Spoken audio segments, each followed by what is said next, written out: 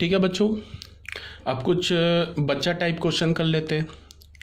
इसमें question number 1 क्या है, use matrix method to solve the following system of equation. क्या बोल रहा है, मैट्रिक्स मेथड से सॉल्व करो। तो मैट्रिक्स मेथड से सॉल्व करेंगे। इक्वेशन क्या है, 2 वेरिएबल 2 इक्वेशन। तो मैट्रिक्स मेथड और डिटर्मिनेंट मेथड कब लगता है, जब number of variables and number of equation same हो। तो क्या होगा, हमें मैट्रिक्स मेथड या डिटर्मिनेंट मेथड लग जाएगा। बट यहाँ बोल क्या रहा है कि मैट्रिक्स मेथड से ही सॉल्व करो। अब कुछ बच्चे बोलेंगे कौन सी बात हो गई, यहाँ एक्स वाई ये तो लीनियर इक्वेशन इन 2 वेरिएबल है, तुमने जहाँ क्रॉस मल्टीप्लिकेशन यूज़ कर ली कि एक्स वाई का वैल्यू निकाला तो मार्क्स 0 मिल जाएंगे। ये बोल रहा है मैट्रिक्स मेथड, तो मैट्रिक्स मेथड से ही सॉल्व करके दिखाएंगे। The given system of equation can be written as, ऐसे लिखा, उसको हमने ऐसे लिख लिया, A x is equal to B form में, X is equal to B form में। ए हमारा ये मैट्रिक्स है, एक्स ये मैट्रिक्स है, वाई बी मैट्रिक्स ये हो गया। अब हमने डिटर्मिनेंट ऑफ ए यानी डेल्टा कैलकुलेट किया, वो मिल गया 24, जो कि 0 के इक्वल नहीं है।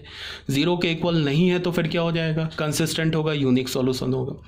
तो यहाँ से हमने क्या कर लिया, एक्स की वैल्यू क्या होगी, A inverse B. A inverse के लिए क्या करते हैं, 1 अपॉन डिटर्मिनेंट है, डिटर्मिनेंट है 24 डाल दिया।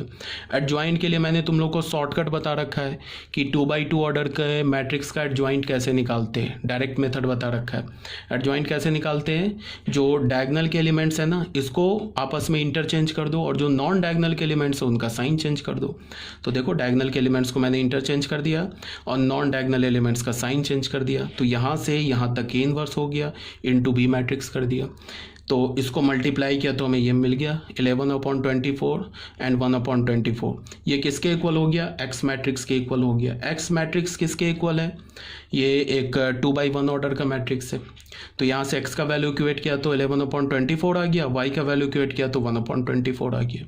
इसको किसने इस क्वेश्चन में क्या बोला था, सॉल्व बाय मैट्रिक्स मेथड। अगर बोलता सॉल्व बाय डिटर्मिनेंट मेथड या क्रैमर्स रूल, तब हम क्या करते, तब हमारे पास ये 2 इक्वेशन है ना, 5x - 7y is equal to 2, 7x - 5y is equal to 3। या हम डेल्टा कैलकुलेट करते हैं, डेल्टा क्या हो जाता, 5 - 7 7 - 5, ये क्या हो जाता, -25 प्लस 49, ये तो 24 आ जाता। उसके बाद हम डेल्टा 1 कैलकुलेट करते हैं। डेल्टा 1 क्या होता, डेल्टा के फर्स्ट कॉलम को किससे रिप्लेस कर दो, कांस्टेंट से, 2 3 होता और -7 और -5 होता, ये डेल्टा 1 हो जाता। डेल्टा 2 क्या होता, डेल्टा के सेकंड कॉलम को तुम कांस्टेंट से रिप्लेस कर दो, इसकी वैल्यू निकाल लो, -10 प्लस 21, ये क्या हो जाएगा 11। और यहाँ से क्या हो, 15 - 14, ये क्या हो जाएगा 1। हमारे पास इक्वेशन क्या होता है, x is equal to delta 1 upon delta, y is equal to delta 2 upon delta. x का वैल्यू डेल्टा 1 आया 11 और डेल्टा का वैल्यू क्या है 24, ये आ गया। और y का वैल्यू डेल्टा क्या है, डेल्टा 2 क्या 1 और डेल्टा क्या 24, ये हमारा आंसर आ गया। यही आंसर आया ना हमारे पास मैट्रिक्स मेथड से। तो ये हमने सॉल्व किया किससे, क्रैमर्स रूल से। और ये सॉल्व किससे किया हुआ है, गॉस जॉर्डन मेथड से, मीन्स मैट्रिक्स मेथड से। अगर तुम्हें क्वेश्चन में बोले कि गॉस जॉर्डन मेथड यूज़ करो, मैट्रिक्स मेथड यूज़ करो, तो तुम ऐसे यूज़ करोगे। अगर तुम्हें बोलो कि क्रैमर्स रूल से सॉल्व करो, फिर तुम ऐसे सॉल्व कर लोगे। ठीक है, अब ऑब्वियस ये बात है, ऐसा क्वेश्चन तो बोर्ड में आ सकता है, कोई जेईई मेंस में एडवांस में तो ऐसा क्वेश्चन आएगा नहीं, बट फिर भी ये क्वेश्चन देख लिया हमने। ठीक है, यहाँ तक क्लियर होनी चाहिए बात। अब आ जाओ बच्चों क्वेश्चन नंबर 2 में। क्वेश्चन नंबर 2 में भी ये सेम क्वेश्चन है। अभी 2 वेरिएबल 2 इक्वेशन था, अब हमने 3 वेरिएबल 2 इक्वेशन ले लिया। अच्छा एक बात और, अगर 2 वेरिएबल और 3 इक्वेशन हो तब क्या करते हैं, तब फिर हमारा क्या हो जाता है, 3 लाइंस हो जाते हैं।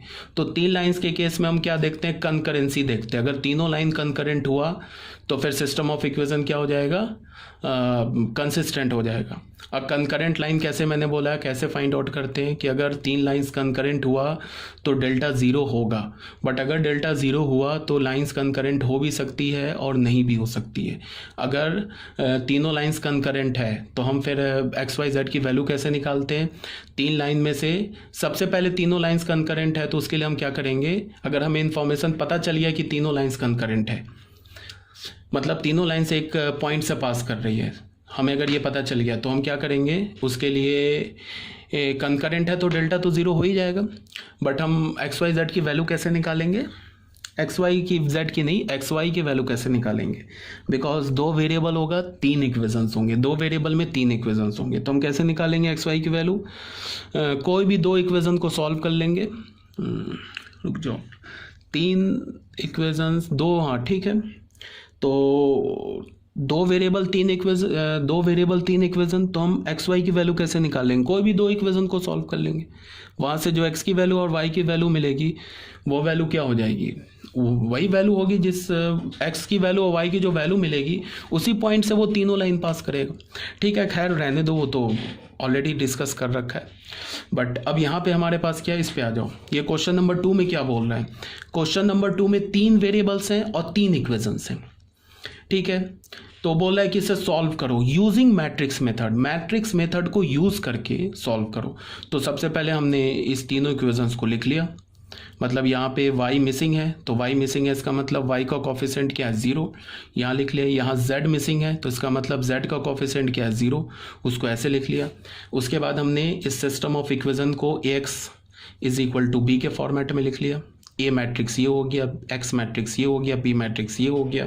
फिर हमने डिटर्मिनेंट कैलकुलेट किया, वो मिल गया 18 नॉट इक्वल्स टू 0। इसका मतलब क्या है? सिस्टम ऑफ इक्वेशन कंसिस्टेंट है एंड यूनिक सॉल्यूशन है। तो मैट्रिक्स मेथड से वो यूनिक सॉल्यूशन कैसे निकालेंगे? इस इक्वेशन से निकालेंगे। अब तुमको ए इनवर्स निकालना होगा, बी मैट्रिक्स तो ऑलरेडी गिवन है, ये ए इनवर्स निकालना होगा। ए इनवर्स कैसे निकालोगे? 1 upon determinant A into adjoint ए। तो अब एडजॉइंट ए कैलकुलेट करना पड़ेगा, तो मैंने काफ़ी डिटेल से एक एक को फैक्टर निकाला है, फिर एडजॉइंट ए यहाँ निकाल लिया है। तो 1 अपॉन ए इनवर्स भी निकाल लिया, 1 upon determinant A into adjoint A. X is equal to A inverse में हमने 1 अपॉन 18 ए इनवर्स डाला, बी मैट्रिक्स डाला, तो एक्स की वैल्यू इसके इक्वल हो गई। ये बट कैलकुलेट कर लेना, कैलकुलेशन है और कुछ तो है नहीं, तुम खुद ही कर सकते हो कैलकुलेशन। तो यहाँ से हमें क्या मिल गया?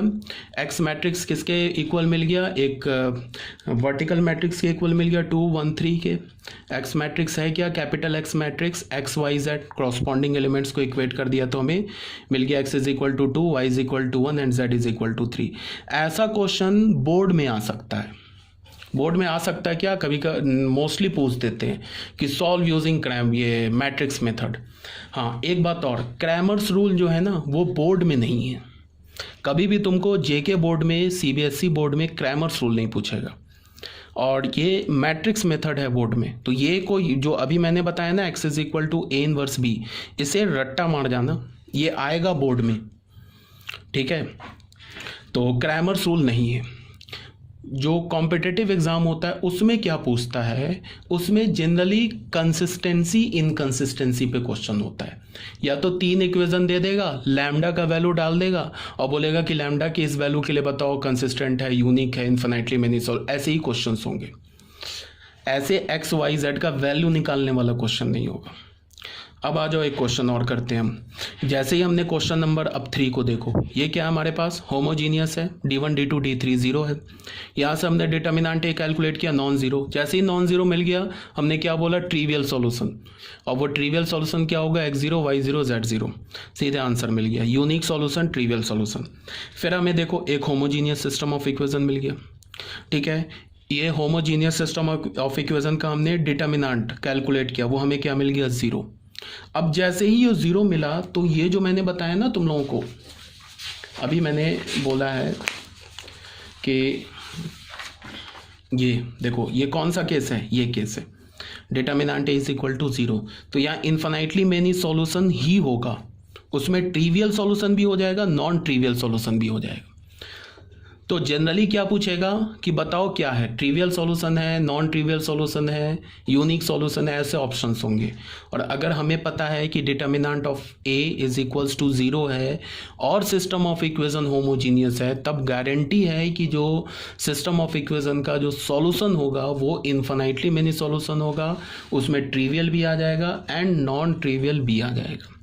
ठीक है, तो यहाँ पे क्या होमोजीनियस है, डिटर्मिनेंट 0 है, तो क्या हो गया? सीधे इन्फिनिटली, इसमें कुछ चेक नहीं करना है, हम चेक करने नहीं बैठ जाएंगे, इसमें तो होगा इन्फिनिटली मेनी सॉल्यूशन।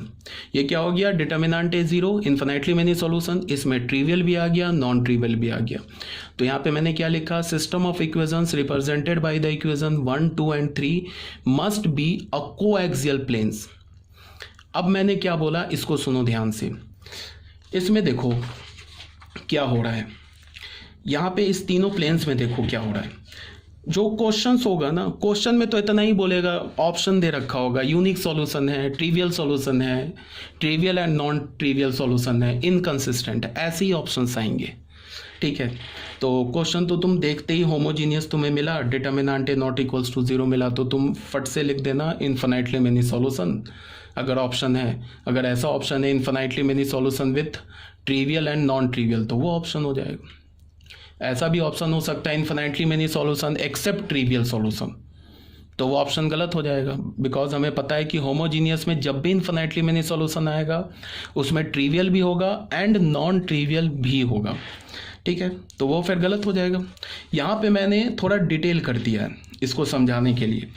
यहाँ पे मैंने क्या बोला है कि trivial solution non trivial solution दोनों होगा। अब यहाँ क्या हो रहा है, यहाँ पे क्या हो रहा है कि इस प्लेन को तुम देखो, ये तीनों प्लेन आपस में नॉन पैरेलल है। ठीक है, नॉन पैरेलल है, फिर भी डेल्टा 0 है, डिटर्मिनेंट ए 0 है। तो यहाँ पे क्या होगा, system of equations represented by the equation 1, 2 and 3 must be a coaxial plane as none of the planes are parallel to each other and determinant of A is equals to 0। 3 case बताया था ना मैंने, homogeneous में 3 case बताया था ना। एक तो ऐसा बताया था कि या तो तीनों प्लेन आपस में कोइंसाइड कर जाए, एक तो ऐसा केस बताया था। तो ये भी नहीं है, बिकॉज कोई भी प्लेन पैरेलल नहीं है, पैरेलल एंड कोइंसिडेंट नहीं है। दूसरा केस क्या बताया था कि 2 प्लेन कोइंसाइड कर जाए ऐसे करके, और तीसरा प्लेन इसको कट कर जाए, तो ये भी नहीं है। क्यों नहीं है, because none of the planes are parallel to each other. तो क्या बच रहा है, तीसरा ही पॉसिबिलिटी बच रहा है कि पहला प्लेन ये हो गया, दूसरा प्लेन ऐसे लाइन ऑफ इंटरसेक्शन से दूसरा पास कर गया, ऐसा बच रहा है। तीसरा प्लेन पॉसिबिलिटी ये बच रहा है ऐसे, यहाँ पे ये हमारा ऐसा हो गया प्लेन। समझ रहे हो बच्चों इसको, यही पॉसिबिलिटी बच रहा है। तो इसका मतलब क्या है कि हमें गारंटी के साथ पता चल गया कि ये क्या है, कोएक्सियल प्लेन्स ही है। ठीक है, आई होप इतना मैं बोल रहा हूँ आपको समझ में आ रहा हो, नहीं तो ये सब मेरा बोलना है ना बिल्कुल बेकार चला जाएगा।